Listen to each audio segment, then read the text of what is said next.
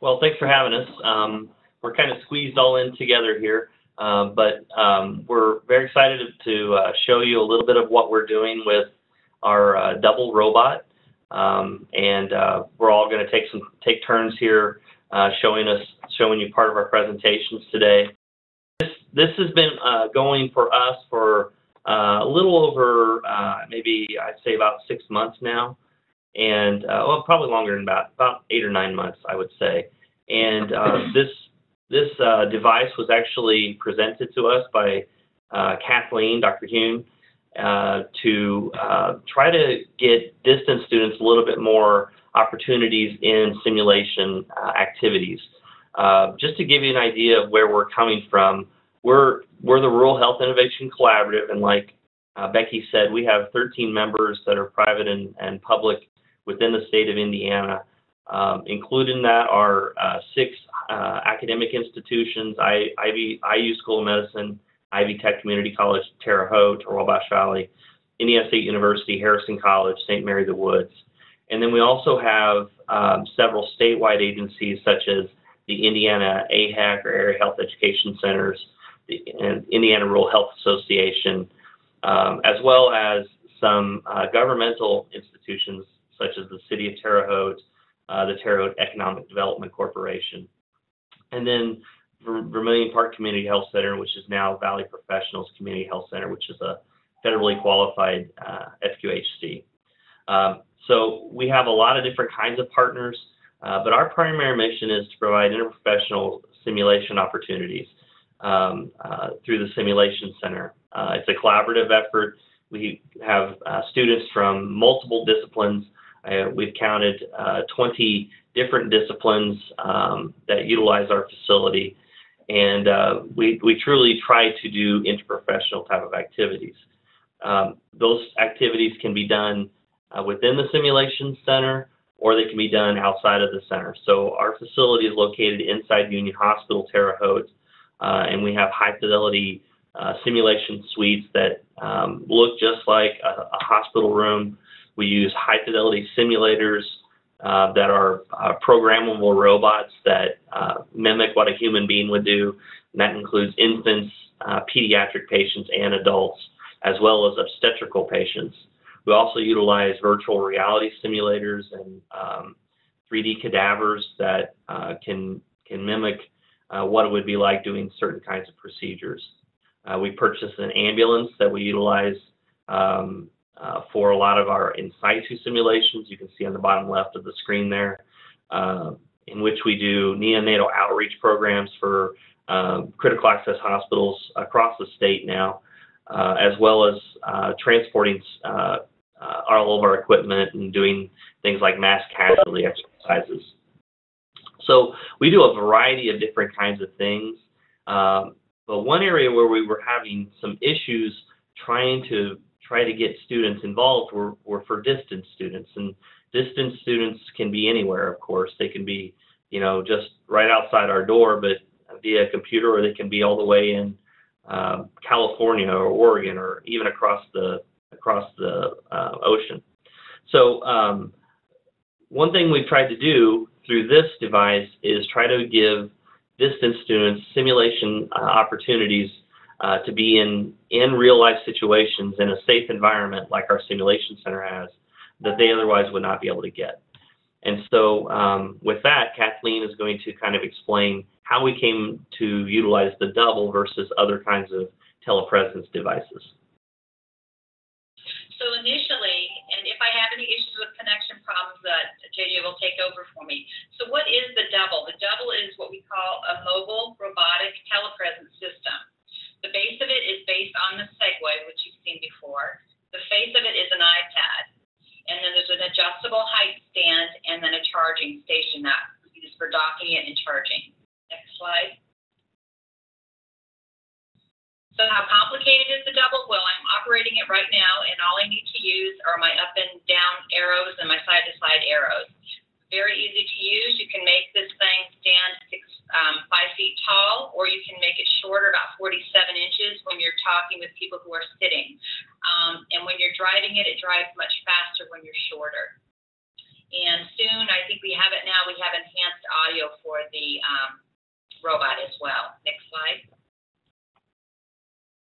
Just a quick slide here to show you the variety of competition that is out there. And these things range in price to a wide degree. So there's all kinds of things available, but we really had to do a little research to figure it out. Next slide. So we decided on the double, and I've got 3 examples here. The iRobot runs about $70,000. Then there's the Vigo at about $6,000, and then there's our double at $2,900.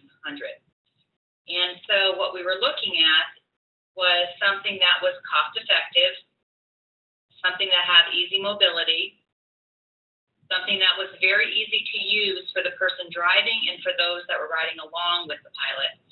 And then we wanted something that really embodied your presence, your physical presence. So after really spending a lot of time with the Vigo, we were able to get what we wanted on the double, plus some extra things that I'll talk about in a little bit. Next slide.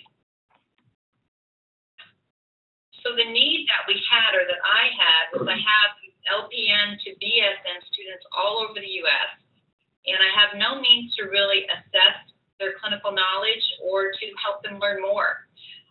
So we decided if we could get the robot and work it out and see if it could fly and work well, then we could offer simulation via distance for the students. And so we want to offer clinical teaching through the robot. We also want to be able to take them on ICU field trips, just engage them in some of the technology they may not see in their clinical environment where they are at. So those were the things we were looking at to address this need. Next slide. So manning the double.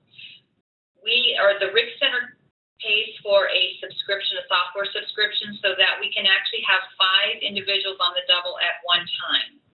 Only one person can drive the double, and the person who is the driver, that's the image you will see on the iPad face. So the additional 4 drivers, you may see their names across the screen, but they will see exactly what the driver sees, the pilot sees. And all of the users, when they speak, they can be heard. So all 5 people can speak, but you will only see the image of the driver. Next slide. So my partners in crime are Laura Livingston, RN, and then Jaeger, RN BSN.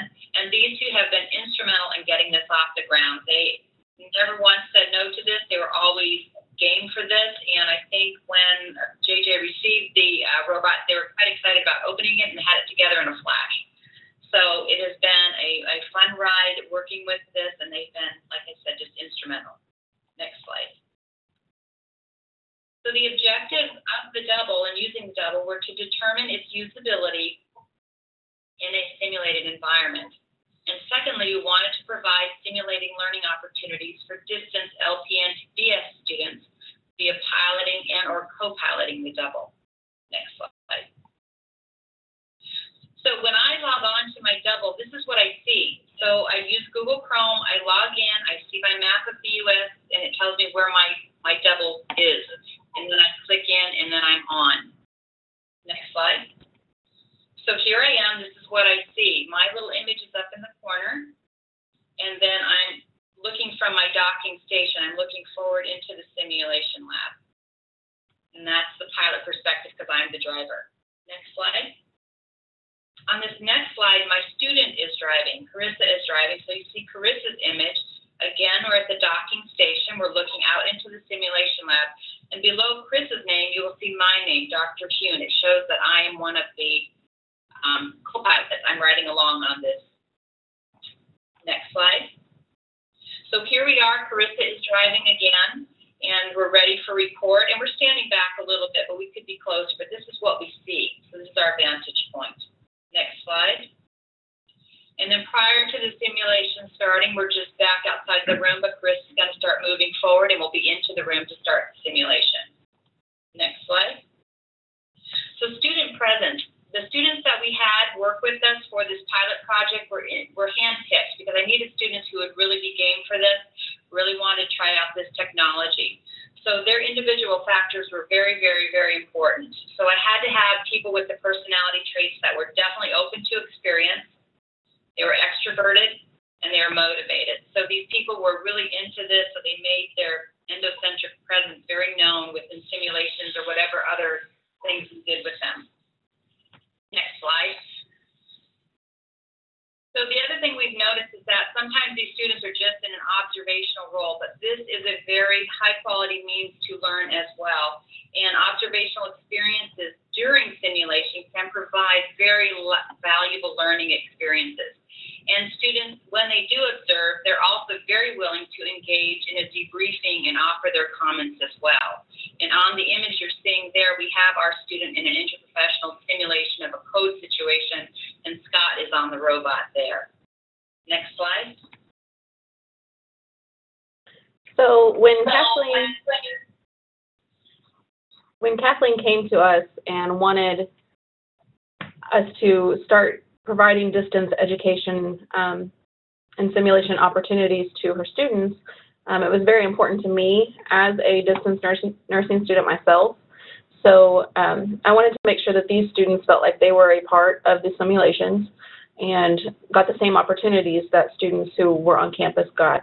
So we did multiple things with them. We started with an ICU field trip where we took one of our simulators over to the ICU here at Union Hospital and hooked them up to monitors and a ventilator, had multiple types of critical care equipment in the room, had central lines, arterial lines placed into the simulator, and had educators, a critical care educator and a respiratory therapist, go over each piece of equipment, each line, not only what they were, but how they worked and how they looked, so the students could get that experience without actually being here. And then we started to integrate them into simulations as well. We did a couple things. The first thing we did was a multi-patient simulation with an accelerated nursing group here on campus at ISU, as well as social work students. The distance students participated in the pre-briefing and the orientation period. They were on the double robot. They were driving around talking to the students. They got the same report. And then we also sent them an electronic copy of that patient's chart. Then whenever the simulation started, they were able to log on to our SimCapture system and watch everything that was happening live. So even though they weren't participating in the simulation, they were still watching everything that was happening. And then after that, they were able to participate in the debriefing afterwards, where all of the students sit down and talk about how well it went. So they were able to voice their opinions and their thoughts and their feelings during that time as well. Then we started doing simulations where they were fully involved in the entire simulation, from pre-briefing all the way through debriefing. The first one we did, they were participating as a charge nurse, actually, between two rooms that had the exact same scenario going in both rooms, but the groups of nursing students that were taking care of those patients went to the charge nurse, who was the distance nursing student on the robot, for advice and for help if they didn't know how to complete a task. And the distance nursing student was able to drive between those two rooms and explain, you know, how to do procedures and give them their opinion on and advice on what to do during the scenario. And then the very last simulation we've done with them was an IPE experience with IU School of Medicine med students, Ivy Tech respiratory therapy students, and campus nursing students at ISU, and then as well as the distance nursing student on the robot. That simulation was very detailed, very intense. It was a critical care scenario where the patient was septic, and even all the way through a cardiac arrest scenario actually as well. And in that scenario, we also had a family member. So the student was not only communicating with the healthcare team, they were also able to communicate with a family member of the patient as well. So we have a video to show of that scenario that I just talked about with the cardiac arrest. And you can see on this video that Scott is the student on the double robot, and he is participating with the students as well.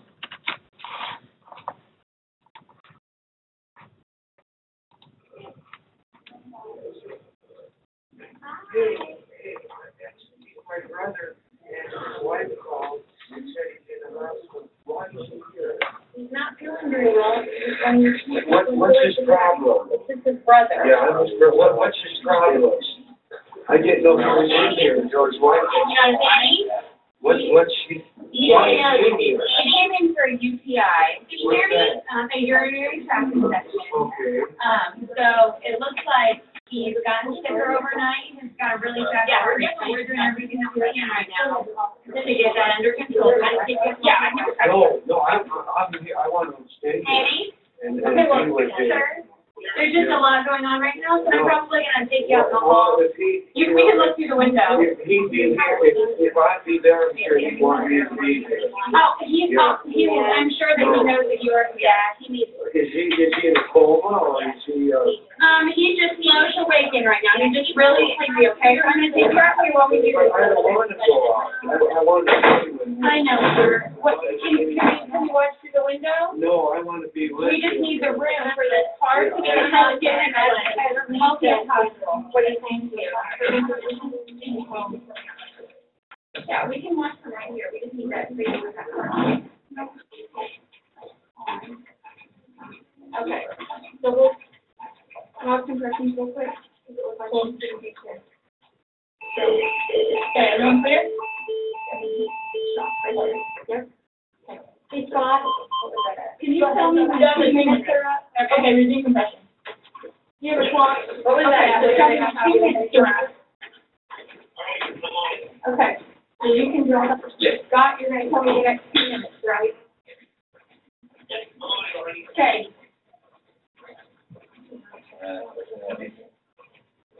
So we can go ahead and time that. Okay. Scott, what are your inputs? When was the last time we pushed Effie? 9:37. And then now how to do that? Okay. Do it. Okay, Scott, where are we with time? Yeah. Okay, resume compression. Yes. Nope, you're good. Okay, jump in. We have tape. Sorry, how much time, Scott? So I was going to so that just gives you a quick idea of what the simulation is like, and one thing we really try to do is treat the student on the robot just like we would any other student, and that includes them not getting the answer right immediately following that. And that's, students sometimes get put on the spot in simulation, and we want to make sure that we're treating the simulated, the double person just like we would anybody else. And that was a video of the simulation that occurred, so you could hear all the commotion going on and all of the different factors that were involved in the simulation. So even though the student on the robot cannot use their hands to do CPR or give a medication, they can still give their input. You could see Scott was timing every 2 minutes for when they were going to do rhythm checks. He could also, and we've had them before, they can be the ones communicating with the family member. So there's still a lot of roles that can be played, as well as just observing provides a lot of experience for the student as well.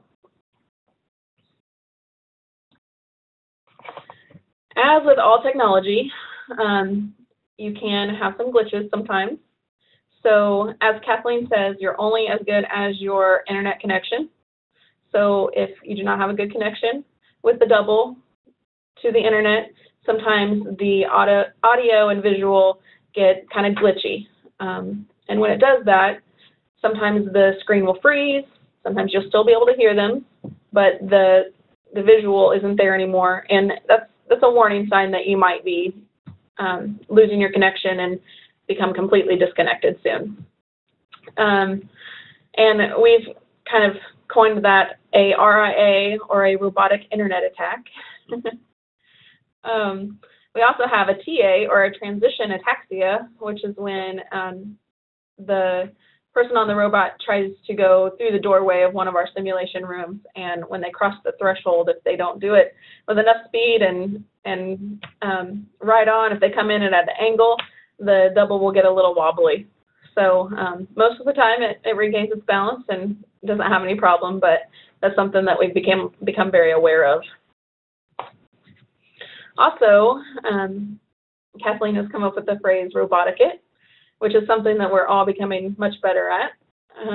A definition of robotic it is the proper and polite social behavior via the double robot in a professional, ceremonial, or interpersonal interaction. And some examples of that is these rules. We don't want to be a rear ender, meaning we don't want the person on the double robot to be following closely behind someone and run into them. Same thing with the people that are present in their body. You don't want to run into the double. Also, don't want to be a space invader. I stand rather close to the robot. I'm pretty comfortable with talking to the person through the robot. So I don't want to invade their space, and we also want to make sure that whoever's on the double isn't invading someone else's space as well. It's a very American thing. We also teach them not to be on robot rest, which means we don't want them to just be on the robot and not moving at all. We want them to use their arrow keys and move side to side, look at whoever's talking, walk around the room, or roll around the room, I guess we should say. We also don't want them to engage in random pilot and co-pilot talk. We've encountered that where there's multiple drivers or multiple students on the robot, and they're talking amongst themselves, but they don't realize that there may be people around or behind them that they don't see, and that we can hear everything that they say. It's almost like they're schizophrenic. And we want them to engage with local users. So we want them to, introduce themselves, talk, and like we said earlier, pan the room, turn from side to side, and look at whoever's talking. And we also want them to engage at the appropriate height. As Kathleen said, there's multiple heights for the robot. The height that Kathleen is at now is the lowest height. It's the sitting height. But if she were at that height and I stood up, she would be pretty much looking and talking at my chest rather than my face. So we want to make sure that we're at the appropriate height whenever we're driving the robot, so that way you can see someone's face. And back to Kathleen. Oh, hold on, Kathleen. Let me turn your volume back up. There you go. All right, go ahead. Okay, so just a little look at these dots on this map. It's going to show us what everybody else is doing with this double, and the uses are pretty phenomenal. So the blue is the education, the orange is business, and then the green is medical. And we don't have a lot of dots yet for medical, but we're moving. Change slide, please. So education, I find this one absolutely fascinating. This is at the University of Michigan. There is a professor teaching doctoral students. And when he started this little bit of research, he had all students were physically present in his classroom. 2 of them were coming in via a robot. When all was said and done, they all wanted to try out the robots. He now has his entire class attending via robot. Only 1 student attends in person. So it just got very, very popular, and it's just so utterly convenient. They're also able to work in groups, and because they can maneuver the double, they can roll around and get in these groups and work that way. Next slide. Also within the educational realm, you have students that are at home for whatever reason. This young man who's on the double, I believe, had some sort of a traumatic injury and is bedridden at home for a while. So he attends all of his classes via the robot. And obviously, he's been totally in his studies and then totally into his social life with his friends and stuff. So it's a great way to self-integrate it in your usual life. Next slide. Another mode of education in remote areas where children are being taught. There's a huge cost to bringing in a faculty person. So the option now is to bring this faculty person to these remote areas via the double. This has been a huge cost-saving thing for many, many small school districts around the country that have very remote areas. So they bring in the faculty presence this way. Next slide. I think the business use of the robot has been around since the get-go, and that is just on this image here, you see the manager visiting some of his workers in the robot. Again, a very, very interactive way to deal with things. You feel very much like that person is right there. So this one is becoming incredibly commonplace. Next slide. Also in the business mode, we now have the robot as personal shopper. This is Tommy Hilfiger in Tokyo. And of course, to be able to do this, you've got to be a high-end store. But this person is shopping around the store with the salespeople and picking out what he chooses to purchase. Next slide. In medicine, you see the robot going down the hallway. This is used by a physician, and he's a cardiac surgery person, and he is going on his morning rounds via the robot. This is in Portsmouth, Virginia. Next slide. Also in medicine, this is not here, but this is over in England. You have the child who is the patient who is operating the robot. The child is able to run the robot out to the nurse's station, go into other kids' rooms who are also there within the hospital, and so they're using it from the patient side of things. Okay, Kathleen, can I go back one slide just for a second? Sure. Okay. I was going to mention, so this is speaking with, as far as with the Midwest Telehealth Network, this is something that might be very useful for a lot of programs that have telemedicine, because most of the telemedicine carts that I've seen are something that a nurse or whoever will push down the hallway and put it into a patient room so the doctor can see what's going on in there. Whereas this, the doctor can actually move around and visualize things and go down the hallway and visit multiple patients on their own time, as long as they have somebody they can open up the door or hit the elevator button if they need to.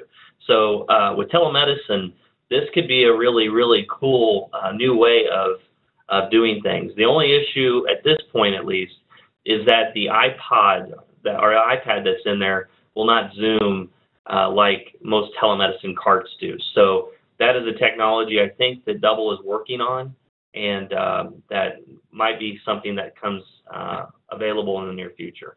So I'll go ahead and advance right here. I think we need, there we go. And then our final slide is the Double robot now has an acting role. So if any of you were able to see the final episode of Modern Family, the father was not able to attend his daughter's graduation because he had some sort of ailment and he couldn't fly. So he decided to attend her graduation via the robot. The robot was present for the entire 30-minute show, and it shows you entirely the capabilities of this thing. And it actually, what it really shows to me is how this person on this robot is just so truly there, very much embodies the human form. So great thing to view if you're interested to see that. Next slide. And then here are our references, and Double Robotics is on there. And we are looking to Double to hopefully improve some things, and I almost think there should almost be a medical type of Double robot, because we need a few more things, like JJ was saying, a better zoom on it. I would also like, when the pilot is piloting, I'd love to have images of the co-pilot on the bottom, and that image comes forward when that person speaks. So these are things we're looking at to improve this, to make it like the perfect tool for what we want to do. So with that, we feel that the Double is very, very useful. We are just now we're just on the beginning phase of this, and just every time that Kathleen and us and we talk, we come up with about 6 or 7 new ideas of how we can use this thing. So we're trying to be innovative with it, just like we are with everything we do, and we love it. So with that, I'll pass it back over to Becky here, and then she can take it from there. Thank you guys so much. I'm This is very cool. Questions that came to mind for me. So 5 people can be on a single robot. Can you explain kind of how does that work? Are they 5 people from multiple places? Are they all in one place? You want to answer that, Kathleen? Sure. These people can be from multiple places. So what happens is the pilot, the person who's going to drive it, logs in, and when they log in, they let the double know that they want to add co-pilot. The double will then put out a URL.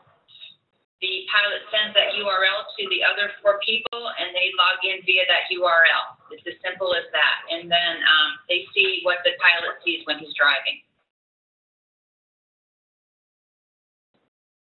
Very cool.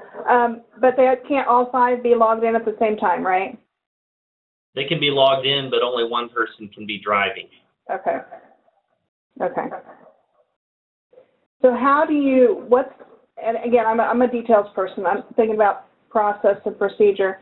So I'm a student and I want to come into a session via robot. How do I as a student have to purchase the robot? How do I make sure that the robot gets to where I need it to be? Those type of things. Go ahead, Kathleen. The robot is stationed at the RIC Center. So if you are the student who's going to come in on the robot that day, we would know what time you're scheduled to come in. We would give you the access code, and then maybe 10 minutes before we need you to be here, we have you log into the robot, make sure our connections are good, and let you just, give it a little quick trial run. It's very, very simple. So just like with the telemedicine device that would be stationed at a critical access hospital, this would be stationed wherever you would want that to be, and then the students or the physician or whoever would come into the robot with a username and password that would be given to them. And then the cost of it is, like she said, is relatively inexpensive, especially compared to some of the telemedicine devices that I've seen out there. $2,900 for this device is really not that bad. Mm-hmm. Oh yeah, I've seen what are supposedly low-end school-based clinic carts for $20,000. So yeah, the price is comparably very, very little.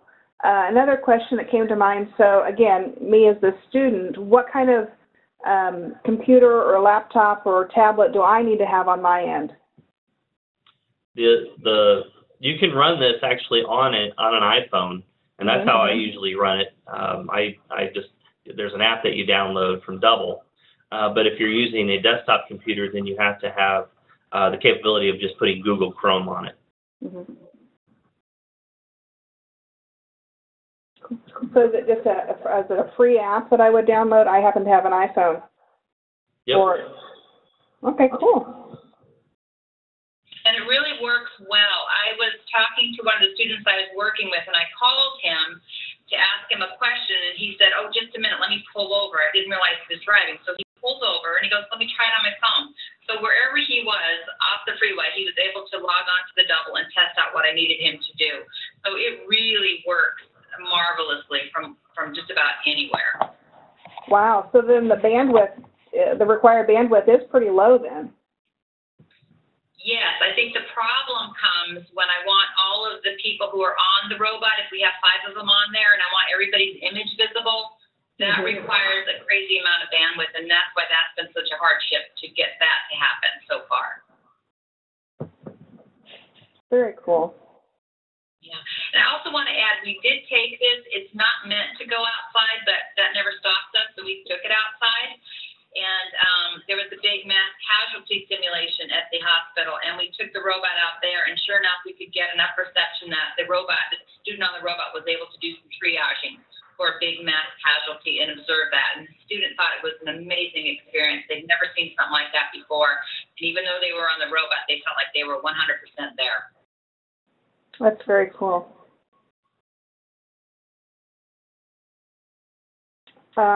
We do have one other person, Gail. Did you have any questions that you wanted to ask? No, I don't. I'm good. I've just enjoyed looking at all the possibilities. Thank you. Thank you.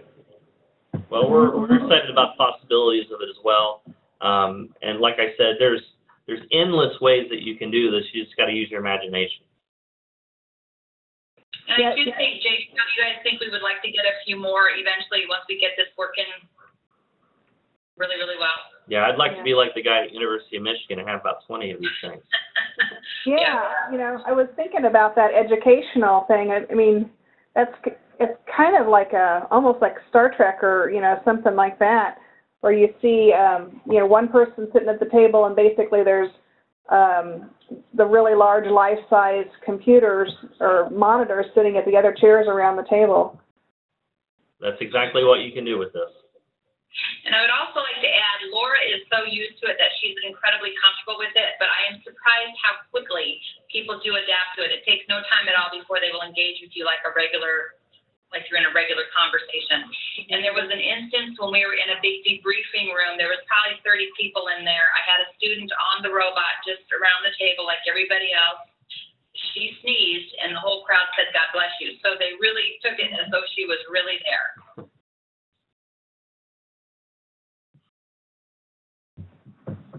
That's cool.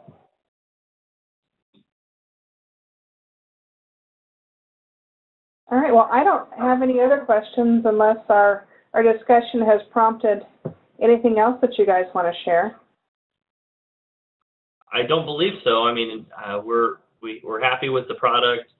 There are things that we would like to have it upgraded with it, but you know, maybe a year or two down the road here, we can share with you some really extraordinary things that we're going to use with it. Oh, I know. How long have you guys been using the double robotic? About eight months or so, right, Kathleen? I think that's right, yeah. Mm-hmm. Yeah. And we believe we're the only ones to be using it in this type of capacity. Mm-hmm. All right, very cool. Yep. Well, thank you so much for joining us,